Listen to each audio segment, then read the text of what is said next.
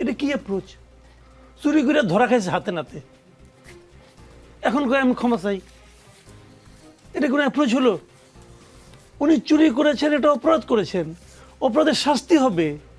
তিনি উপদেষ্টা আসিফ মাহমুদ তার সদ্য পদত্যাগ করা এপিএস মোয়াজ্জেম হোসেনের বিরুদ্ধে যে কোনো অভিযোগ থাকলে তা অভিযোগ আহ্বান সংক্রান্ত ইমেইলে পাঠানোর অনুরোধ করেছেন। মোয়াজ্জেম হোসেনের আত্মপক্ষ সমর্থনের প্রচেষ্টা এবং উপদেষ্টার যে এপিএস এর বিরুদ্ধে কোনো অভিযোগ থাকলে তা জানানোর আহ্বান করেছেন এবং তার বাবার বিষয়ে যে আসলে পাবলিকলি তিনি ক্ষমা চেয়েছেন এবং লাইসেন্সটি বাতিল করেছেন। এই ধরনের অ্যাপ্রোচ পজিটিভ অ্যাটিটিউড হিসেবে দেখেন কিনা আপনি? এটা কি অ্যাপ্রোচ? চুরি করে ধরা খাইছে হাতে নাতে, এখন কয় আমি ক্ষমা চাই। এটা কোনো অ্যাপ্রোচ হলো? উনি চুরি করেছেন, এটা অপরাধ করেছেন, অপরাধের শাস্তি হবে। সোজা আলাপ তো ভাই, না আর কোনো আলাপ নাই তো।